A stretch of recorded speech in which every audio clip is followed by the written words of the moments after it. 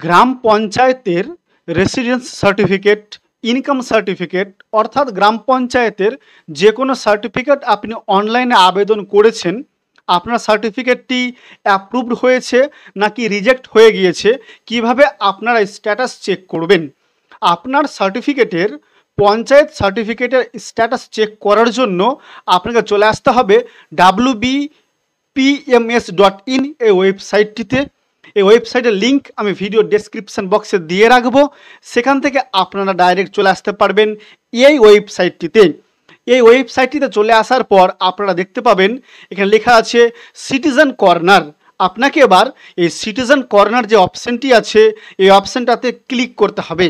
এই অপশানটাতে ক্লিক করলে আপনার সামনে এরকম ড্যাশবোর্ড ওপেন হয়ে যাবে।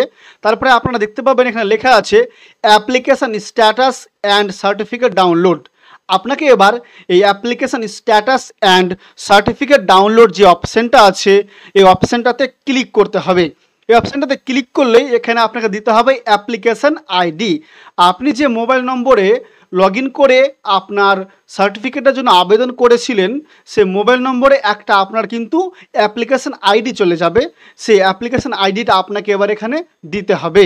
আমার এখানে অ্যাপ্লিকেশান নম্বরটা দেওয়া হয়ে গেল।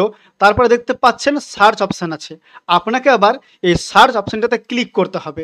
সার্চ অপশানে ক্লিক করে দেখতে পাবেন এখানে লেখা আছে অ্যাপ্লিকেশান আইডি, অ্যাপ্লিক্যান্টের নাম, তারপর মোবাইল নম্বর, আমি কোন মোবাইল নম্বর দিয়ে করেছি সেই মোবাইল নম্বরটা, স্ট্যাটাস দেখতে পাচ্ছেন রেডি টু ডাউনলোড এবং লোকেশান দেওয়া আছে এবং নিচে দেখতে পাচ্ছেন লেখা আছে ডাউনলোড সার্টিফিকেট।